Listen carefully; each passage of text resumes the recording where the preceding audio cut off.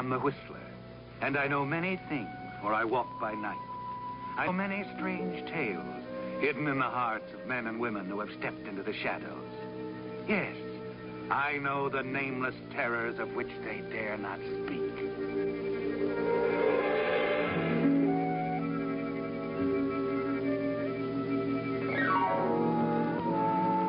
It was a Hollywood story. Like other such stories, it concerned actors and agents in the motion picture business. But it was also very unlike others, mostly because of the ending, the final fade-out.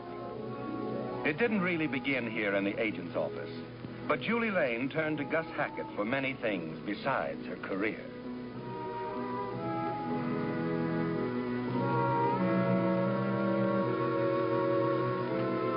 Is there anything I can do, Julie? Sure. Can I have a cigarette, Gus?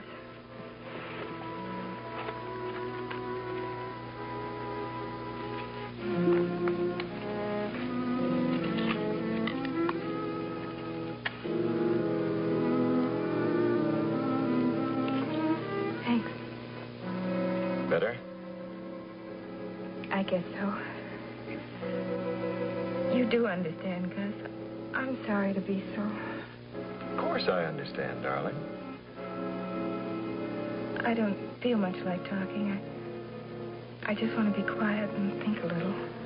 Yes, Julie Lane had a lot to think about.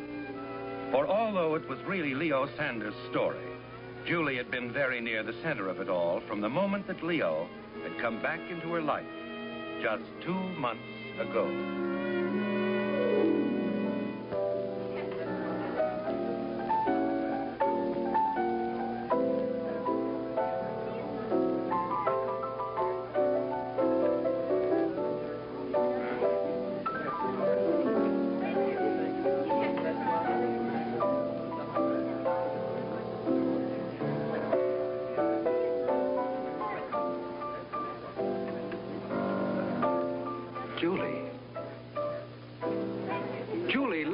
Let me look at you. I'm a nightclub singer now. I left the Langmire in St. Louis. Well, what is it? Lane, Julie Lane. What are you doing in Hollywood? Oh, beating the pavements, looking for a job. The studios? Where else? Any luck? Oh, sure. Had to get me a secretary. Keeps me up day and night, turning down the offers. Leo, you haven't changed a bit. You really haven't changed. Yeah. Who are you here with? Gus Hackett. Who? Gus Hackett, the agent. Not the Gus Hackett. Why not? Julie, darling, you've suddenly become the most glamorous woman I've ever met. Mm-hmm. Shall we adjourn to the terrace? Oh, come on. I just want to talk over old times. That's just it, Leo. I'd rather not. Then I'm going to have to carry you out bodily because there's no other answer. All right. Just for a minute, huh? Okay.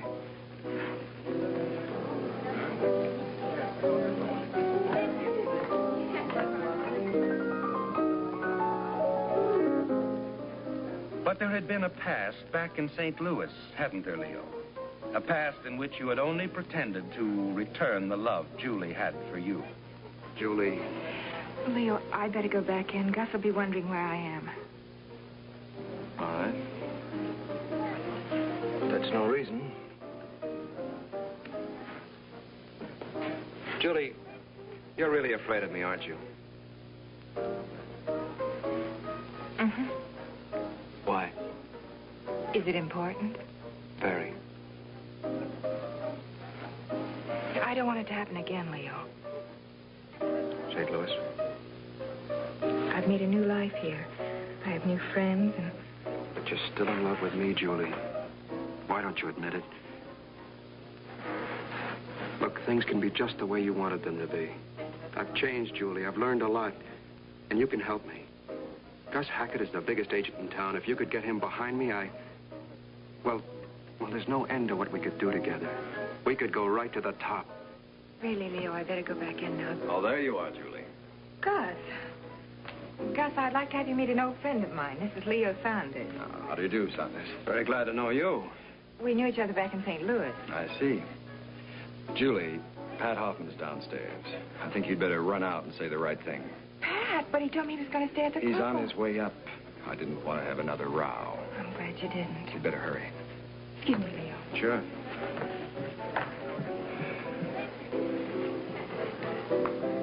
Cigarette? No, thank you.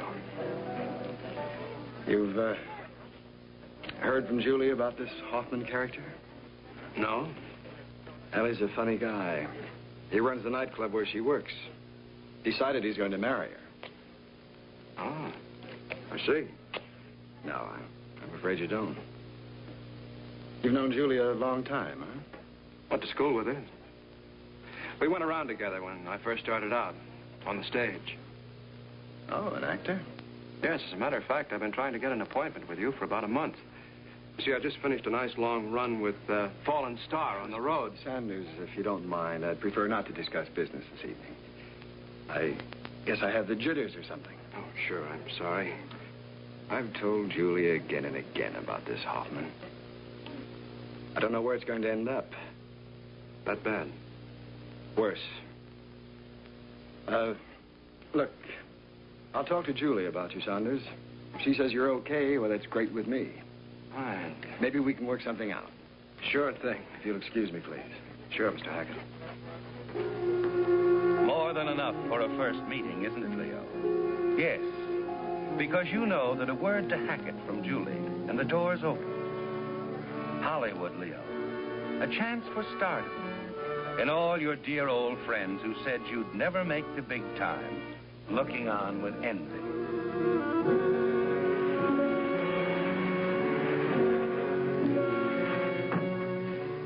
These are beautiful roses, sir. Now, you understand, I want a dozen of them. Sir? Just deliver them to Julie Lane. Here's the address. Never mind the card. I'll deliver the message myself.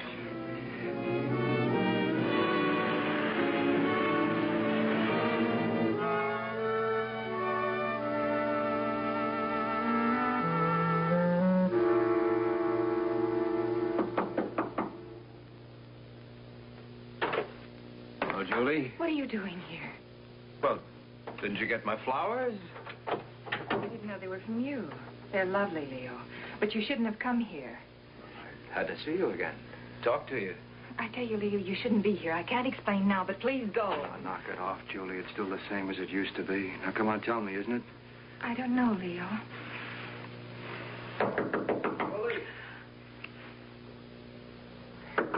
Julie! I'm not quite ready, Pat. Well, hurry it up, will you? Please, Leo. Do it not Oh, this is stupid. You're of age.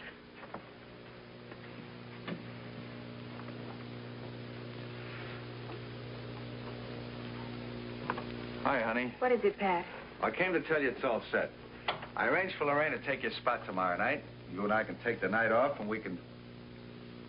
Hey, what's this? Who's sending you flowers? A friend? It's not answering my question. Who is he? I don't think it's any of your business, Pat. Don't give me that. I'm getting tired of it, Julie. I told you before I wasn't going to take any more of it. All right. You don't have to take any more of it. I don't need this job, and I don't need you. I'm not a... You listen to me. You're marrying me. You're staying here whether you like it or not. And you can tell that boyfriend of yours he better get lost or I'll kill him. You understand me? I'll kill him. All right. We'll get your things on. I have the car ready in 15 minutes.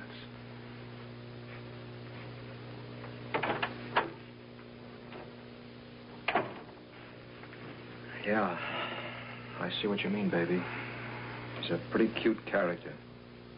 But why can't you walk out on him? I'm afraid of him, Leo. I think he'd do anything. Yeah. Don't worry. What about us?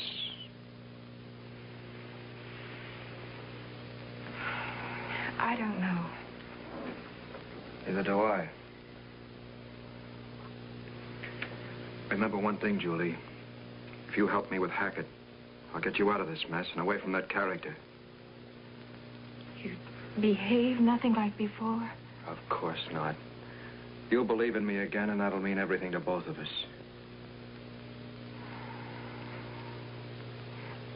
All right, Leo. I'll call Gus for you and make an appointment. Thanks, Julie.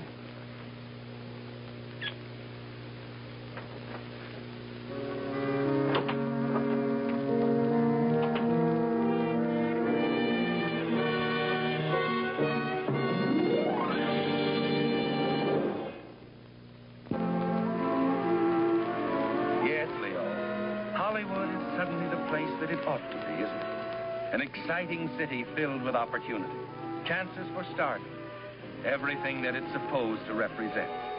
And all because of a few words that will bring you together with the famous agent, Gus Hackett. Yeah. Goodbye. Certainly is very nice of you to see me, Mr. Hackett. Not at all, Saunders. Sit down, won't you? Thank you. Tell me all about yourself. Well, I started in stock in St. Louis, and then after that, I went in the road company, the second company of Pretty Boy. Had 16 weeks of that, and then the usual summer stock work. Oh, I brought along some clippings to show you. Oh, good. I'm rather proud of some of those reviews. Of course, a lot of that is bush league stuff to you, Mr. Hackett. They all have to start someplace, Saunders. Don't worry about it. As a matter of fact, the thing I have in mind calls for an unknown. Oh? It's Mel Franklin's new picture. It's a semi-documentary. Starts casting in about a week. Mel Franklin? Why, that would be kind of a break. From what he's told me about the story, there's a good chance that you might be what he's looking for. You understand, Mr. Hackett, that I've only done leads. I'm talking about the lead. But isn't it rather strange that a man like Franklin would take a chance on an unknown actor? Well, Mel has quite a few ideas about the part. And above all, he wants someone who isn't identified with any other characterization. It's that kind of part. See, the picture might suffer if the audience associated the actor with the wrong kind of thing. Which brings up something else, Saunders. Your background. There are a few clippings you didn't save, right? Oh, no, wait a minute. Just what has Julie been telling you? Julie hasn't been telling me anything. Except how competent you are. No, I found these things out on my own hook. Well, just what have you found out? Well, it hasn't been entirely breaks that have held you back. I understand you got out of hand a few times. Well, yes, but it's never anything very serious. The petty larceny charge in Duluth was serious enough. You served time for it. Well, yes, And there were at least half a dozen times in the Midwest where you got in one kind of trouble or another. And something else. The temperament routine doesn't go these days either. All right, Mr. Hackett, but I don't see what that's got to do with my career. In this case, everything. I just want us to understand one another, that's all. And in dealing with Mel Franklin, I'll do all the talking, right? Right, Mr. Hackett. I want you to know I appreciate this even more. Don't thank me. Thank Julie Lane. I intend to. She's a wonderful girl, Saunders. I guess I'd do almost anything for her. I understand. I hope you do. She's very fond of you, you know. I wouldn't want to see her get hurt. Of course.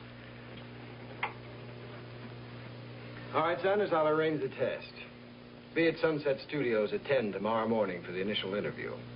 10 o'clock. Thank you very much.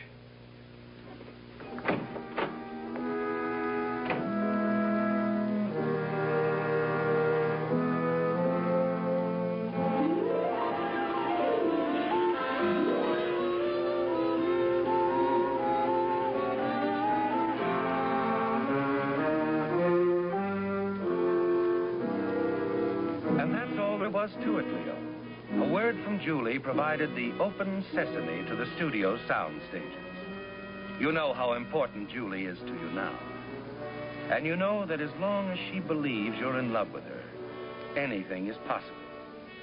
As your actual screen test gets underway, you know, too, that a bright future is also underway. Think a minute, Marion. I don't want to hurt you, and I don't want to hurt your father. But please consider my position. You're taking it all too seriously. Too seriously? Those people believe in me. They counted on me when they voted me into office. Politics makes certain things necessary, David. If they make it necessary for me to become a liar and a cheat, then I want no part of it. Yes, Leo. All the time that you play the part Mel Franklin handed you, you're aware of him out there, watching and listening in the darkness behind the arc light. And you wonder exactly what he's thinking, what sort of impression you're making. Cut! All right, boys, that's it. Let's wrap it up.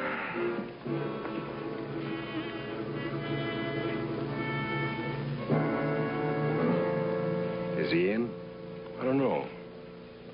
Had another actor in mind. I'd still like to see him. But it's between him and Saunders, right? I think I can promise you that much, yes. That's good enough for me. Except I think Sanders is exactly right. Did a good job for a first test. Only, well, frankly, Gus, I've been doing a little investigating. I understand that he's been in some trouble. Oh, that's all in the past, Mel. I know, but this part calls for a clean-cut guy. The whole thing will fall flat on its face. After all, Gus, I've got a lot of money tied in this picture. I know. Don't worry. You saw him, Mel. He's really an actor. You may have something. Let me think it over. Okay. Except you have a chance for an Academy picture in this, Mel. Don't let a few rumors spoil it for you. I won't. Bye, Gus.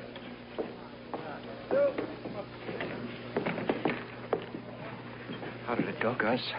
Did Franklin say anything? It looks good, Leo. Yeah, but did he say anything? I mean, did you tell him that I wasn't at my best, that, you know, I was nervous? I only got the script at the last minute. Relax. Look, I told him just enough. I still want you to stay away from him. Give him time to make up his mind. Okay. Make up his mind? Well, you mean He mentioned having somebody else he wanted to test. It'll all work out, I'm sure of it. Oh, I hope so. You know, I couldn't miss with a part like this. I know. But we'll just have to wait and see. Look, Leo, I'm going to have to make a trip east for a few days. Well, what about... Just sit tight. I'll keep in touch with Mel, and if anything breaks on the picture, I'll call Julie. Okay. One more thing, Leo. Be a good boy, will you? Okay. Have a good trip.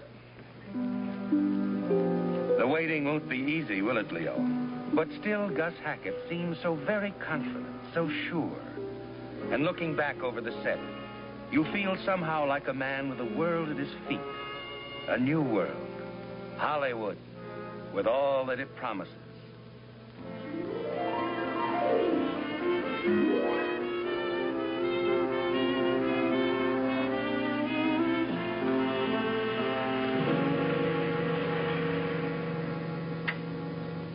Good evening. This is George Fisher speaking to you from Hollywood and bringing you bits of Hollywood news picked up along Vine. Leo. You alone? Yes, but you can't come in. Pat Hoffman's on his way up here to take me to work. I won't stay long. What time is it? 7:05. George Fisher's on the air. I just got a tip he's supposed to have something about Mel Franklin's picture. Well, how would he know before Gus or anybody? Well, he's supposed to be an old buddy of Franklin's. Oh. Well, let's see what he has to say. Now, the Hollywood So I hear so. Jane Robinson and Mark Bennett are a brand new It'll be all right, Leo. I know it will. First off, I can confirm those rumors that have been flying concerning a split-up between actress Sandra Laverne and producer Buzz Foster. Sandra starts a new picture to help her forget. Just the usual junk about people breaking up. And on the subject of new pictures, I promised to have something about the stars of Mel Franklin's next production. Mel has picked a newcomer this time for the leading role opposite the brilliant star Vivian Marks. Needless to say, this newcomer should be around for a long, long time. When Mel Franklin picks them, they're usually nothing short of sensational. And so, Mr. and Mrs. Hollywood, here it is. The man who will play the lead in Mel Franklin's new picture is Robert Blake.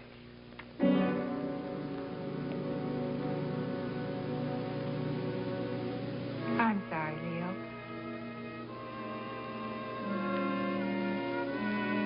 Don't take it so hard.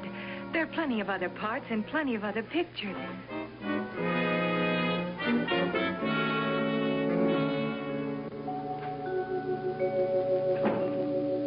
It's worse than before you even got the chance, isn't it? The idea of coming so close, having a dream in the palm of your hand, having it suddenly vanish with a casual remark from a radio commentator. Yes, Leo. Tomorrow they'll all be saying that it was close. But it was a hard choice between you and this Robert Blake. And you wonder how you can take that. If you can smile politely and say, thanks, anyway. And suddenly you find that your walking has taken you to the front of a florist shop where you stopped in to send Julie the flowers.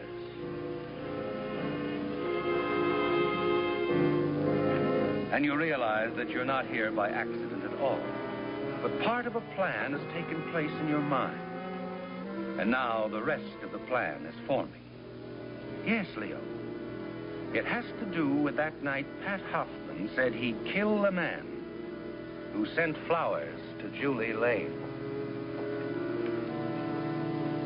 Well, glad to see you again. What can I do for you? Oh, hello there.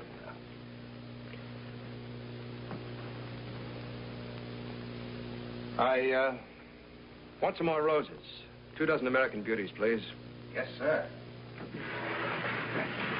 There's an extra $10 in it for you if you'll deliver them tonight. I'll take charge of that myself on my way home. Same place as before? Oh, yeah, same place. Only this time I want you to see that Pat Hoffman, the manager, gets them. He'll know who they're for. Okay. What about a card? Oh, yes. Yes, I want a card. Just put, to Julie, with all my love. Uh-huh. And sign it, Robert Blake. Robert Blake. Yes, I've got that, sir. Thank you very much, sir. That takes care of everything. Yes. That takes care of everything.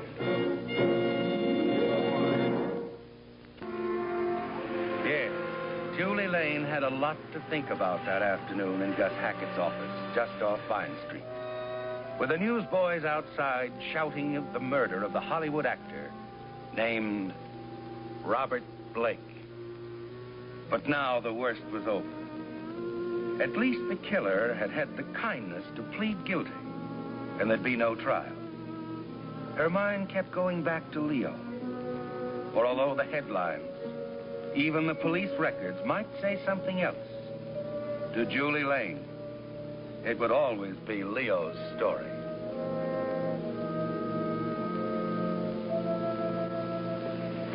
Gus? Yes, Julie? I'm sorry I had to drag you through all of this before I could come to my senses. It was worth it. I do love you, Gus. I guess I have all along. I thought it was all over for me the night Leo came back. I guess I should have known.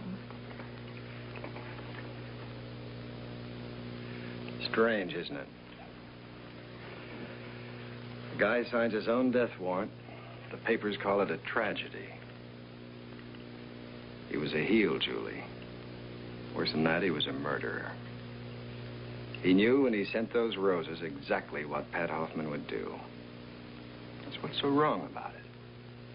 Hoffman wasn't the murderer. He was the weapon. We better forget about it. And him. He was just a guy who didn't know the difference between right and wrong. I guess I've just got to get it off my chest, Julie. I feel a little responsible, too. It's not your fault, Gus. Any more than that florist. I know you're right, Julie, but Leo Saunders would still be alive if I hadn't tried to cover up his past by giving him the professional name of Robert Blake.